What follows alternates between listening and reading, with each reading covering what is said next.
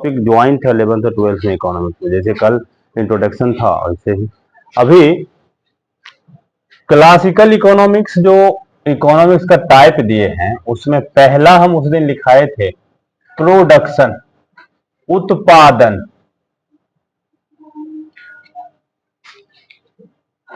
उत्पादन का अर्थशास्त्र में क्या डिफिनीशन होना चाहिए? किसी भी प्रोडक्ट में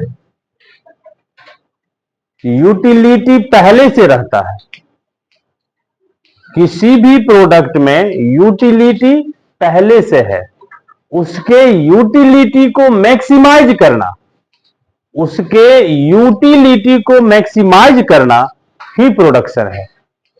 सपोज करो कि कोई कपड़ा का एक बंडल है, तो उस बंडल में पहले से ही उसका उपयोगिता है कि उस कपड़ा का कोई भी चीज आप बना सकते हैं, है ना। बैग बना सकते हैं, पैंट शर्ट बना सकते हैं, कोट बना सकते हैं, कुछ भी गेट का पर्दा बना सकते हैं। कपड़ा है तो आप उसका कुछ भी बना सकते हैं, मतलब वो उपयोगिता पहले से है।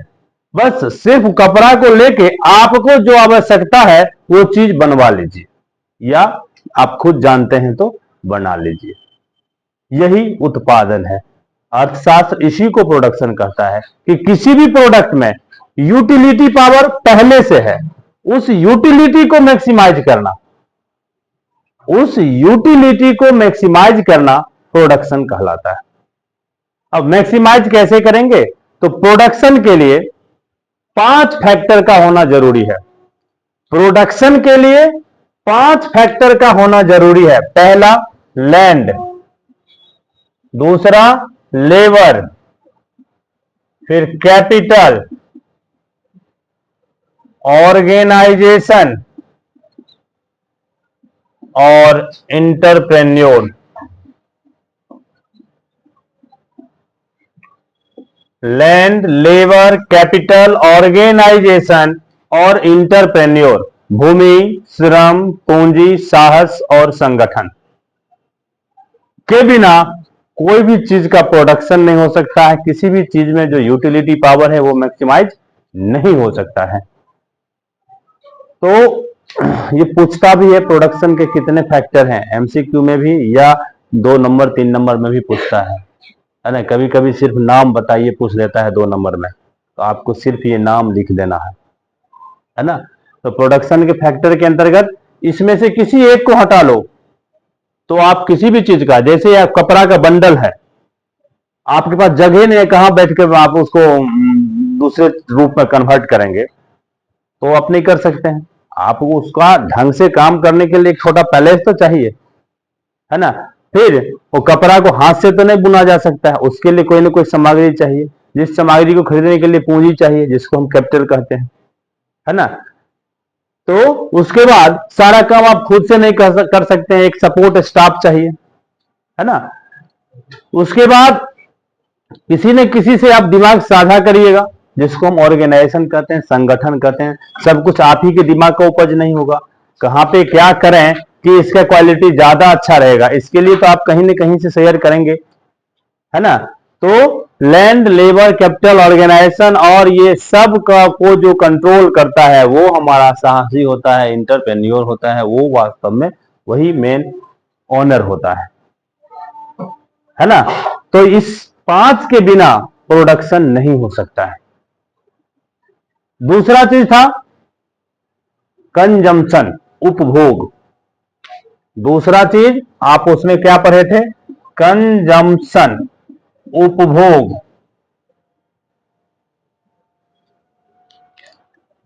हर प्रोडक्शन में यूटिलिटी पावर है, यही अभी प्रोडक्शन में पढ़े हम। यूटिलिटी पावर को मैक्सिमाइज करना प्रोडक्शन है, लेकिन उसी यूटिलिटी पावर को डिस्ट्रॉय करना, है ना। यूटिलिटी पावर को डिस्ट्रॉय करना ये कंजम्पशन है। अब ये सुनने में अजीब सा लगता है, यूटिलिटी पावर को खत्म कर देना, विनाश कर देना, है ना। तो अर्थशास्त्र उसको फिर से बताया है कि डिस्ट्रॉय से मीनिंग ये है कि डिस्ट्रॉय के क्रम में हमें सेटिस्फैक्शन मिले।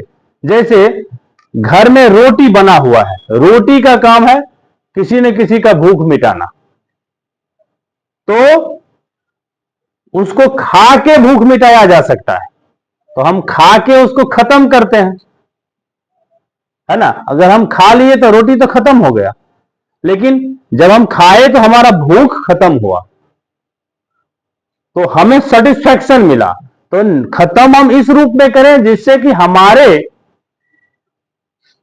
जो भी आवश्यकता है उस चीज का वो सेटिस्फाई हो जाए, वो फुलफिल हो जाए। जैसे बहुत अच्छा कपड़ा है, कहीं हम जा रहे हैं तो उसको फाड़ के हम यूज नहीं कर सकते हैं ना, उसको पहन के यूज कर, पहनने से उस कपड़ा का यूटिलिटी बढ़ेगा, है ना, पहनने से हमें सेटिस्फैक्शन मिलेगा, है ना।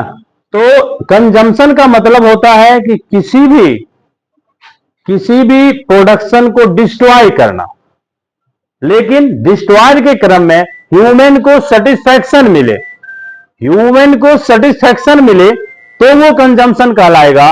अगर सेटिस्फैक्शन नहीं मिले तो वो कंजम्पशन नहीं कहलाएगा। अगर हम रोटी को फेंक दें लेके तो वहां हमें सेटिस्फैक्शन नहीं मिलेगा, हमारा भूख लगे रह जाएगा, तो वो कंजम्पशन नहीं है, ठीक है।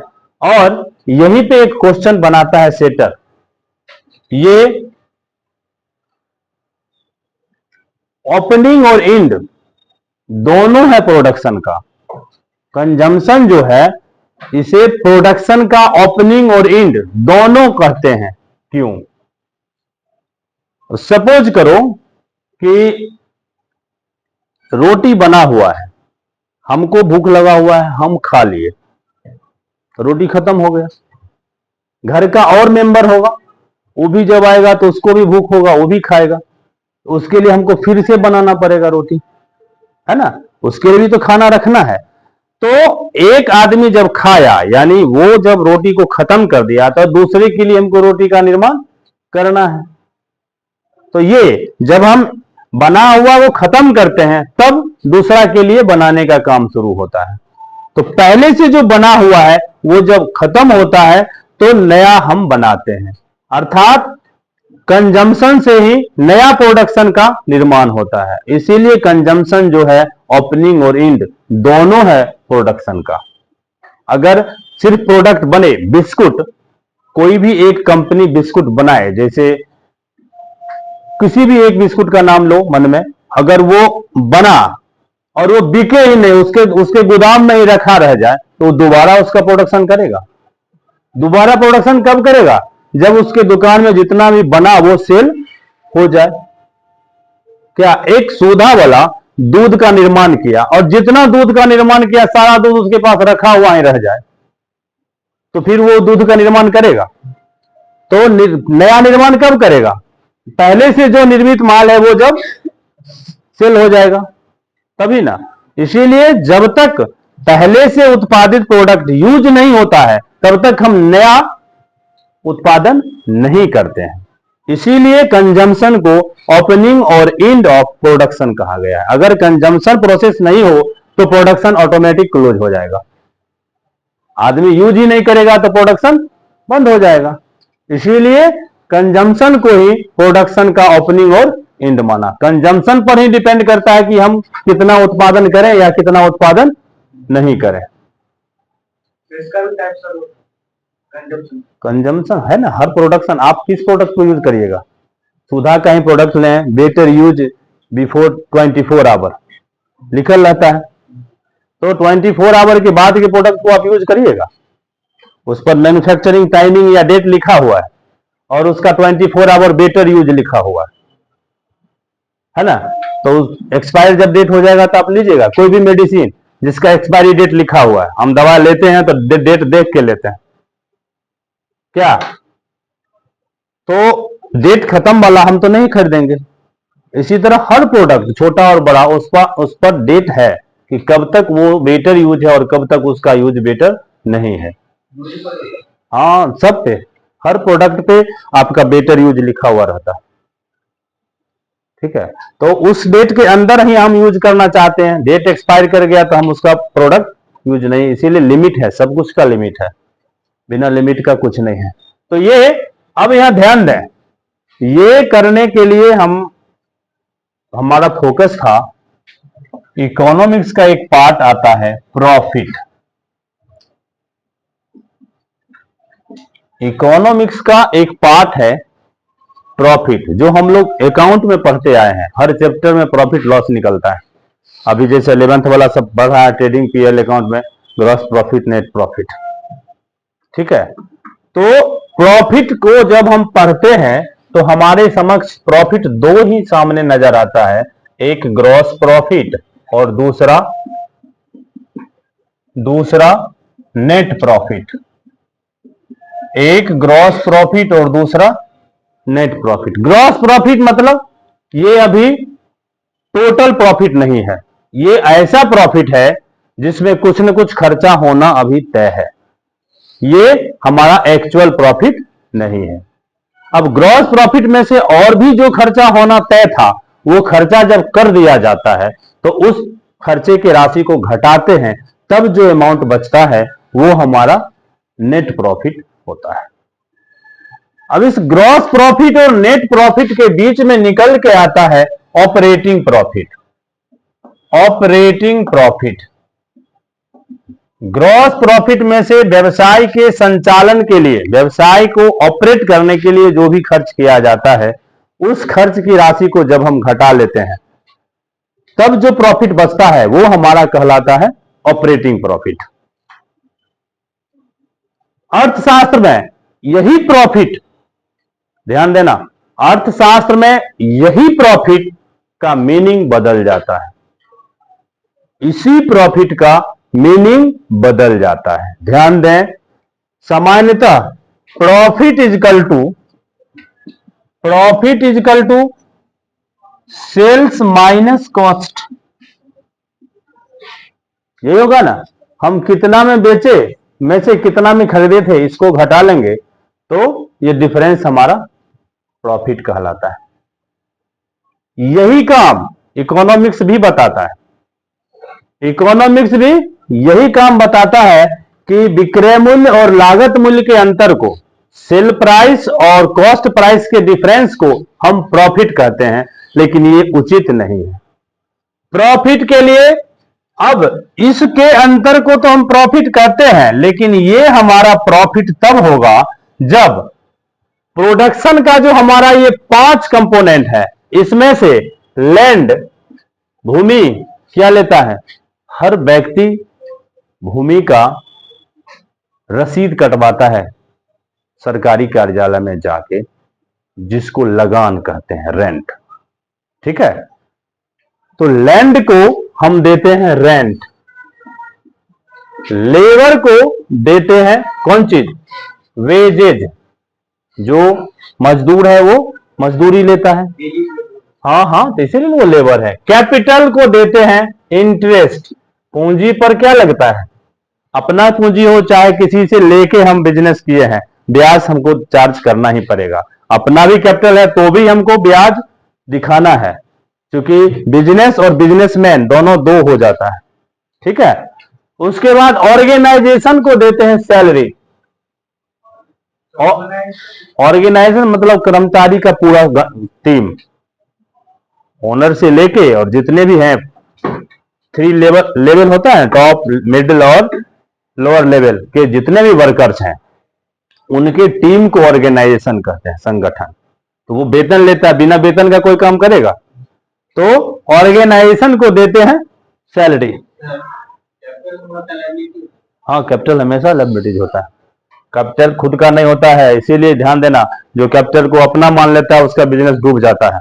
इसलिए यदि कोई दुकान खोलता है और दुकान के सामान को घर वर्क में यूज करे और सीधे उठा के ले जाए यूज करे, उसका उतना पैसा नहीं डाले दुकान में, तो उसका दुकान एक दिन बंद हो जाएगा। इसीलिए अपना भी काम में अगर यूज करता है तो जितने का सामान लिया उतना वो उसमें डाले पैसा। हाँ, बिजनेस के नजरिया से ही नहीं, आपके विकास के नजरिया से। नहीं तो आप अपना समझ के यूज करते चलिए, पता चलेगा आपको देना नहीं है तो सारा पैसा, सारा सामान घरे में यूज कर लीजिएगा। इसीलिए बिजनेस का रूल होता है कि आपका बिजनेस तभी डेवलप करेगा कि आप अपने भी यूज कर रहे हैं, तो मतलब उतने का पैसा रख दें। अब कभी कभी देखिएगा किसी का बहुत दोस्त महीम फलना चिलना है, वो आ गया तब इनका हम पाए लिए, उसको सामान दे देता है। कुछ ऐसा हितैषी लोग होता है, तो वो उस समय फिलहाल अपने आप को डुबा रहा है। अब पैसा नहीं लेने का मतलब हुआ कि आप प्रॉफिट नहीं लें, उसका जो कीमत है वो लें। आपको खरीद के लाए, घर में नहीं बनाए हैं, खरीद के लाए हैं तो कम से कम जो आपको लागत पड़ा है वो ले लीजिए, प्रॉफिट छोड़ दीजिए। लेकिन लोग ऐसा नहीं करता है, वैसा उसी का बिजनेस आगे नहीं चलता है। अब देखें यहां, पहले प्रॉफिट को क्लियर करें। ये डेफिनेशन पूछता है क्या है, हमारा जो खरीद के लाए और जितना मैं बेचे उसके डिफरेंस